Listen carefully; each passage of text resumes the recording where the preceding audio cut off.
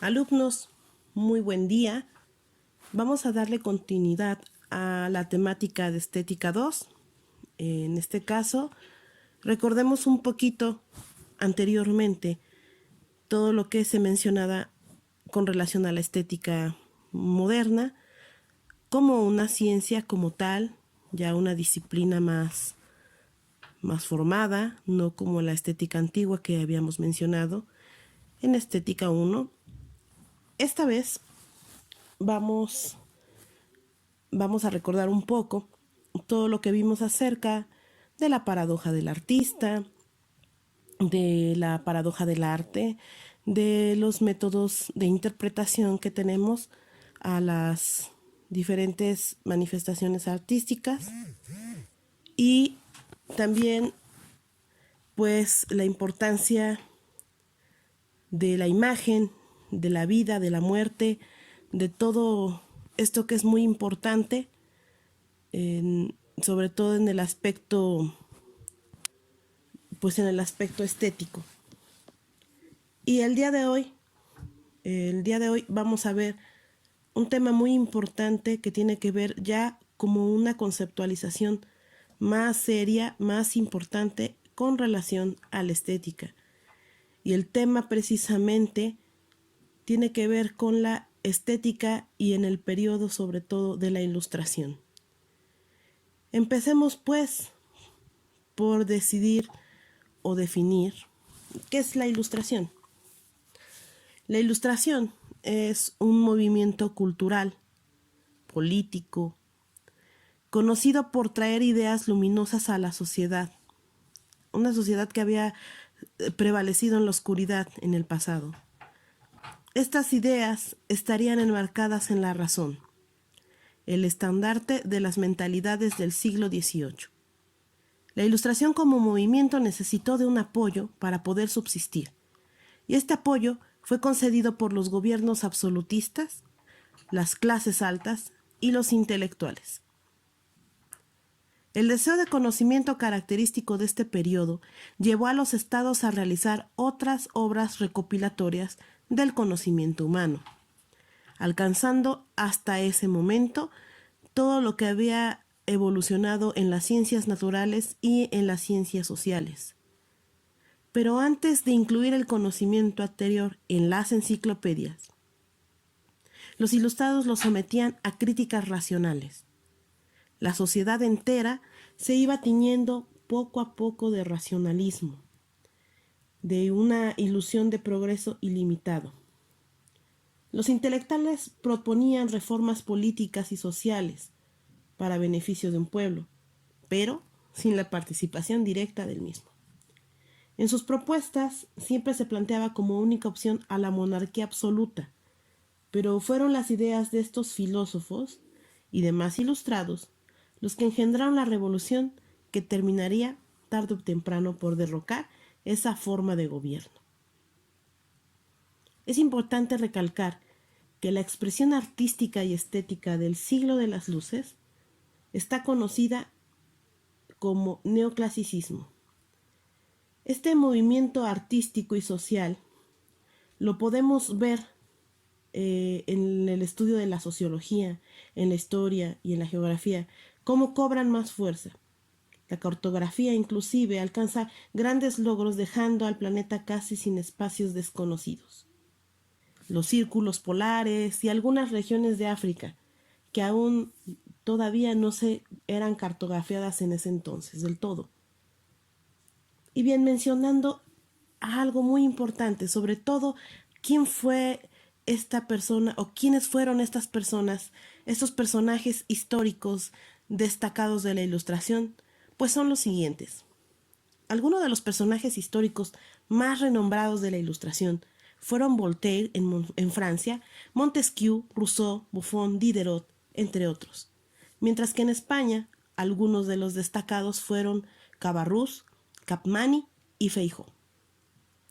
Sin embargo, no todo se limitó al territorio europeo, ya que para esa época, América ya había sido descubierta y por lo tanto las ideas de la Ilustración lograron embarcarse rumbo al nuevo continente de la mano de José R. Campoy, Francisco Clavijero y Eugenio Espejo. Con relación a la filosofía, naturaleza y razón.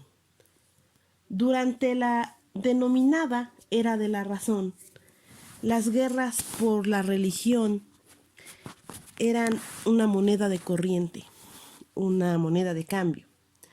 Al finalizar los enfrentamientos, las ideas comenzaron a cambiar, estableciendo que la naturaleza y Dios eran dos conceptos que iban de la mano. Es decir, que eran uno solo. Estas ideas fueron apoyadas por los físicos, astrónomos y matemáticos de la época, es decir, por los científicos y pensadores más estudiosos de ese entonces. El concepto de la unidad entre Dios y la naturaleza se basó principalmente en la búsqueda que llevaron a cabo estos filósofos de las verdades que regían al mundo y al universo todo, tratando así de comprender los pensamientos de Dios.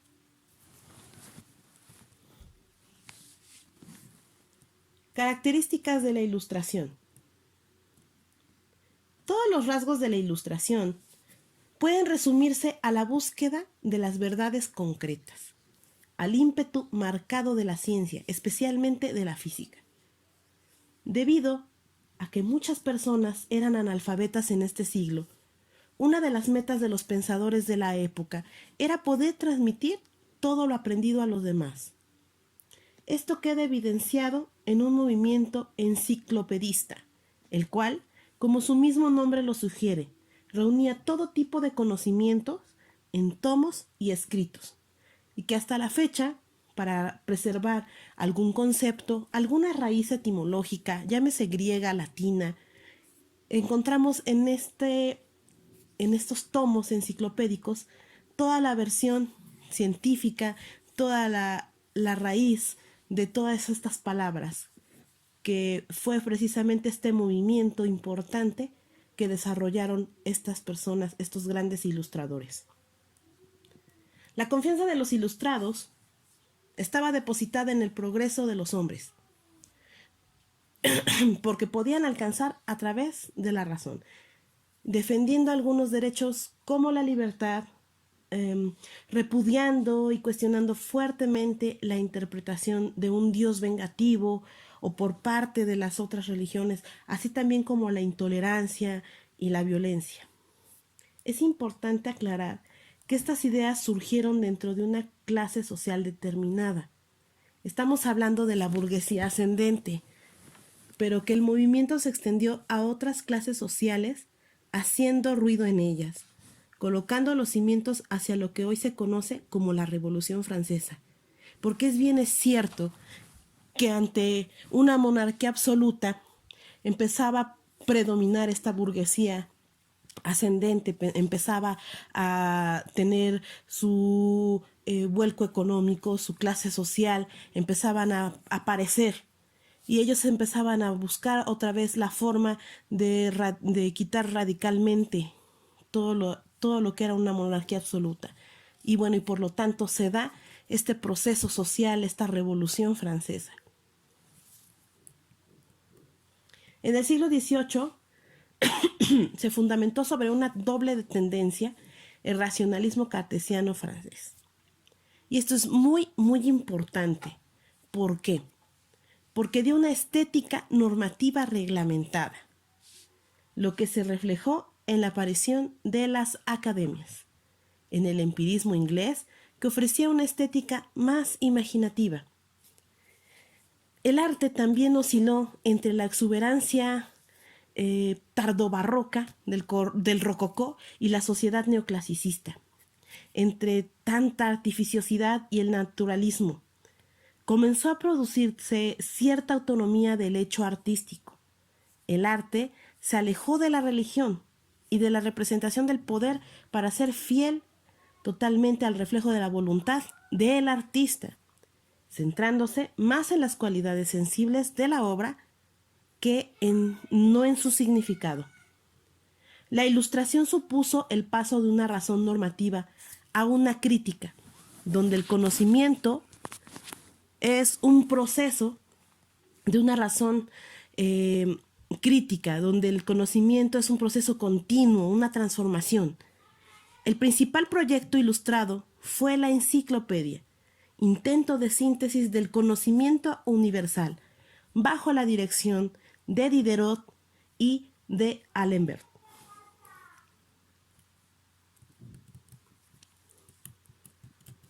La estética ilustrada se centró en cuestiones fisiológicas, sobre todo en la fisiología del hombre, haciendo una estética de los sentimientos. Un distinguido Yves-Marie André distinguió entre ensayos sobre lo bello 3 clases de belleza. La primera, la esencial, que es objetiva al estar por encima de cualquier condición humana. La segunda, natural, igualmente objetiva pero a nivel humano, aunque ajena a opiniones de gusto. Y la última, la arbitraria, que es subjetiva y relativa. Jean-Baptiste Dubois. Él hizo reflexiones críticas sobre la poesía y la pintura. Abrió el camino hacia la relatividad del gusto, razonando para la estética que no tiene nada que ver, que no viene nada que ver con la razón, sino con los sentimientos. Para Dubois, el arte es lo que conmueve, lo que llena el espíritu de una forma más directa e inmediata que el conocimiento racional. Él hizo una democratización del gusto, oponiéndose a la reglamentación académica. Dubois introdujo la figura del genio como atributo dado por la naturaleza, que está más allá de las reglas. Voltaire también defendió la relatividad del gusto, aunque consideraba un producto de la educación, orientándose a un gusto universal racionalizado. Por su parte, Bonnot de Condillac expuso en su Tratado de las Sensaciones que la conciencia humana, y por tanto el conocimiento, es la suma de los 5 sentidos. Denis Diderot, este personaje es muy importante, porque está considerado como el primer crítico de arte moderno por los comentarios realizados hacia las obras de arte en los salones parisinos. Él definió la belleza como la percepción de las relaciones dependiente de la visión personal, negando una belleza absoluta normativa. Su estética fluctuaba entre una búsqueda de reglas racionales y sensualismo de valores subjetivos, basándose en las sensaciones, las emociones. Habló también de la genialidad, que es un don de la naturaleza. El genio es un hombre que lleva las pasiones hasta sus límites sin romperlos. La teoría de Diderot es el origen del concepto romántico del genio. Jean-Jacques Rousseau. Importante lo que hace Rousseau. No solamente como un enciclopedista, no solamente como una persona que estaba facultada para realizar leyes y para realizar todo lo que quizá ahora nos gestiona a las repúblicas. No, también hizo un tratado conforme a la estética. Él culminó algo que se llamaba la estética del sentimiento.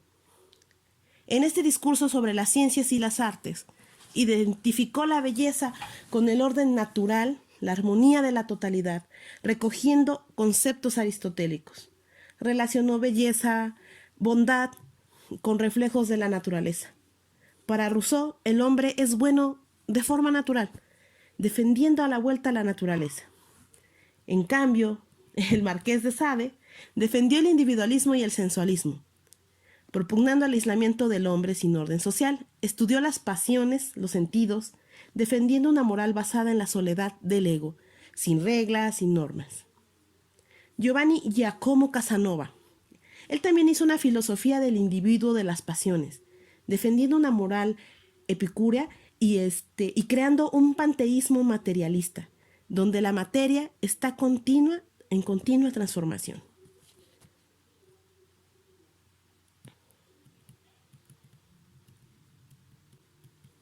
A continuación mencionaré un personaje muy importante para la estética, e inclusive se considera para la estética moderna. Este señor, él hace un tratado que le llama así, la estética o aestética, y se llama Alexander Baumgarten. Baumgarten es un alemán. Él hereda todo lo que es el racionalismo de la obra de Leibniz y de Wolff. En sus reflexiones filosóficas habla acerca de la poesía y más tarde en lo que es la estética. Él fue el creador del término de estética, de hecho, y su concepción como una disciplina filosófica. Baumgarten se dijo que en los clásicos, o se basó en los clásicos, Platón, Aristóteles, Plotino, y en todos estos padres de la Iglesia, distinguiendo entre cosas conocidas y cosas percibidas. Las conocidas, según él, vienen de la lógica y las percibidas de los sentidos. Sistematizó la estética como ciencia especial, definió su propio objeto de estudio e integró todos los conocimientos sensibles dentro de la filosofía de la época. Distinguió la lógica como una gnoseología superior y la estética como una gnoseología inferior. Para Baumgarten, él hizo una división en la facultad cognitiva, el pensamiento claro, que es la lógica, y el oscuro, que es la estética. La lógica tiene a la abstracción, actúa por representaciones abstractas de la mente, mientras que la estética es concreta, por representaciones sensibles. La lógica crea conceptos. La estética tiene en cuenta al objeto. La lógica actúa por signos convencionales, como las palabras, por ejemplo. La estética no se puede comunicar. Las sensaciones no son traducibles en palabras. La comunicación en estética se efectúa por simpatía, compartiendo estados de ánimo que se han vivido recíprocamente.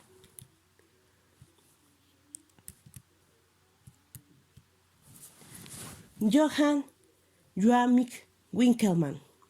Él es considerado el padre de la historiografía del arte. Crea una metodología científica para la clasificación de las artes y basado en la historia del arte en una teoría estética de una influencia neoplatónica. La belleza es el resultado de una materialización de la idea. Es un gran admirador de la cultura griega. Inclusive afirma de la belleza y la perfección de ellos, generando un mito sobre la perfección de la belleza clásica que aún se condiciona en la percepción del arte hoy en día. En esta reflexión sobre la imitación de las obras de arte griego, afirmó que ellos llegaron a un estado de perfección total, en donde la imitación de la naturaleza era lo más importante porque nosotros solo podíamos imitar a los griegos. Asimismo, relacionó el arte con las etapas de la vida humana: infancia, madurez, vejez, estableciendo una evolución del arte en 3 estilos: el arcaico, el clásico y el helenístico.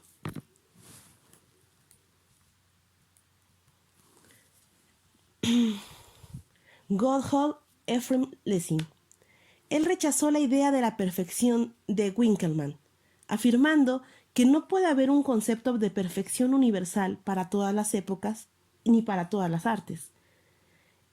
En el Laocoonte, aunque no rechazó la posibilidad de hallar un sistema que relacione todas las artes, criticó las analogías absolutas, como la fórmula horaciana ux pictura poesis, es decir, la pintura como la poesía, una de las bases de la teoría humanista del arte.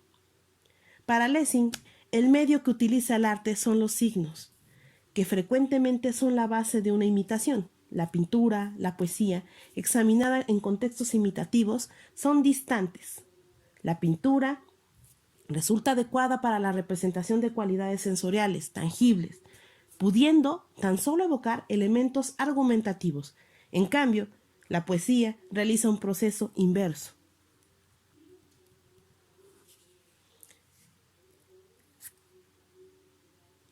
Johann Gottfried Herder fue uno de los precursores del romanticismo, defendiendo la idea de la humanidad unida y sometida a evolución, que quería estudiar a través de una historia el alma humana. En Silvas critica o bien observaciones sobre la ciencia del arte y lo bello. Desarrolla una estética psicológica individualista que destaca sensibilidad y experiencia individual sobre abstracciones holísticas de la estética racionalista. Y bueno, ya para terminar, él encuentra todos esos valores del arte en la expresividad primitiva, en los lenguajes nacionales y la cultura popular, en algo que se llama teoría y que influiría en la literatura romántica. Y bueno, hasta aquí sería lo más importante